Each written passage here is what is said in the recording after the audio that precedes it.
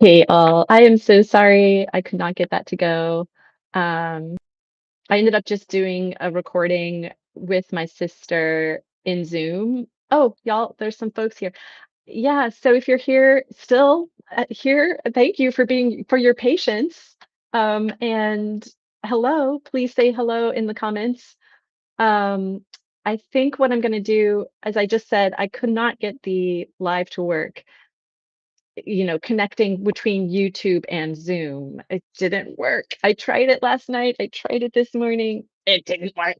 I don't know. I think part of the problem was I had set up a live streaming Zoom room, and then that but I had already sent out the link for this meeting, and so I was trying to connect to that link, and I don't know. Anyway,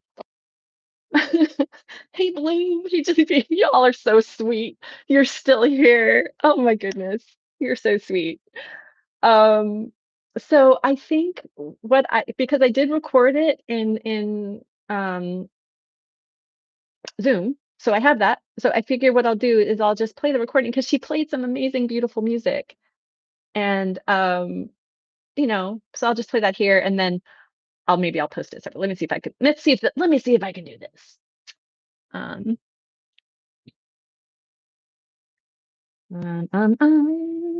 Closing CapCut. We don't need that. Here we go. Video, MP4. That's what we want. Will it play? Okay, it's playing. Now we're just going to share my screen. Window. And oh, I want to take out my headphones because otherwise you won't hear anything.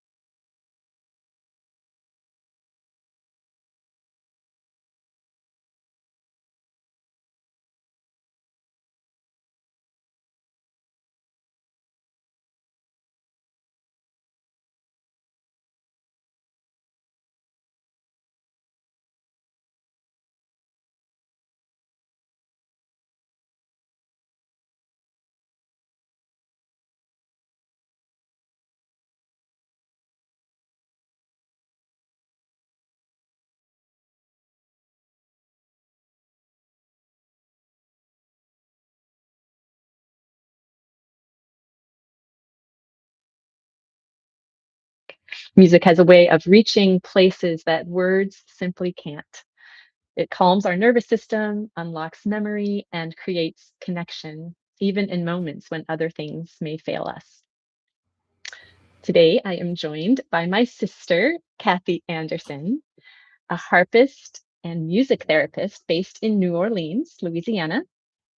Through her work, she brings the healing power of live music directly to people in hospitals, care settings, and homes, using the harp not just as an instrument, but as a tool for comfort, regulation, and emotional connection. Cathy has a deep understanding of how sound and vibration affects the body and the mind. And today she's going to share a little bit about her work, her approach to music, therapeutic music, and of course, give us a demonstration on the harp itself. And I know she has a time limit and I have made her very late. So this will not be as long as we wanted and we will have to do it again. Cathy, thank you so much for being here. Oh, it's so nice to be here, Beth, and it's quite an honor to get to talk about what I do. I see you have So the I thought harp. I might just start out with a little demo, very short. This is a piece called The Nightingale by Deborah Hanson Conant. Many harpists play this, and I like to use it particularly for people that um, may need to escape from their environment. Maybe they're depressed or they're anxious or Mm, um, confused in a lot of different situations when it's nice to give them a way to use their imagination. And so I tell them it's about a nightingale and for them to imagine that they are either seeing a bird up in the sky or that they are the bird flying in the clouds as they listen.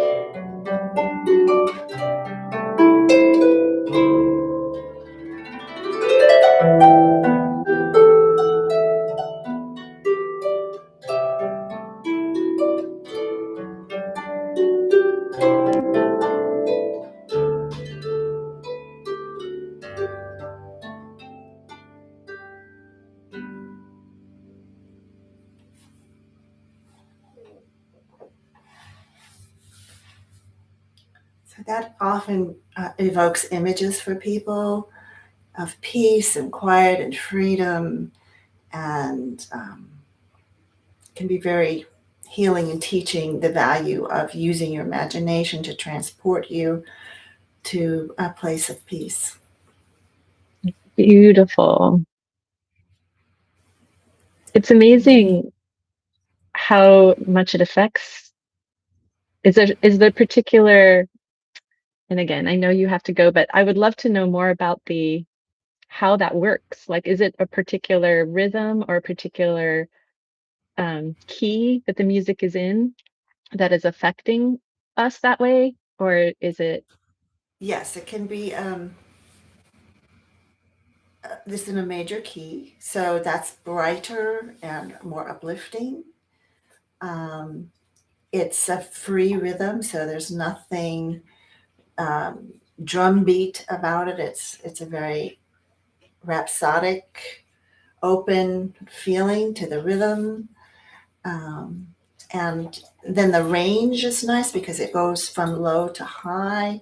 And so different people respond to different frequencies of sound. And so as I'm playing, I'm trying to observe their response. A lot of times it's visceral. You can see right away they'll take just a big sigh to show that they're Mm, relaxing, or they'll become still when they have maybe tremors or mm, visible anxiety, and they'll be able to calm down. And it's been very powerful in many ways. And sometimes I don't know exactly how it's impacting somebody. It may not always be obvious, and I'll hear mm, about it later, or they'll report to me afterwards. They'll tell me something that they were imagining or feeling, and or they may cry. Sometimes it's just an emotional release that they've been holding up. Something pent up inside of them, and something about just the vibration of sound lets you let go of all that tension and emotion, and that mm. could be really healing. Of course, tears are cleansing. And I always say, "Do you want me to stop?" And they'll say, "Oh, no, no."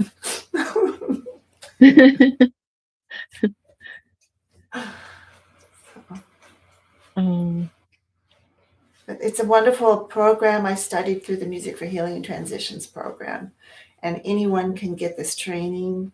I highly recommend it. There's also other organizations that are certified by International Board of Therapeutic Musicians, which has a website and links to all the different mm, certification programs. And it doesn't have to be harp, it can be voice or any instrument really. And you learn so much. It's a joy just to get the training. And there are over 1,000 people in the United States alone that do mm. this kind of work in different settings, hospice, hospitals. I'm in nursing homes, but they can be And if someone yoga wants to studios.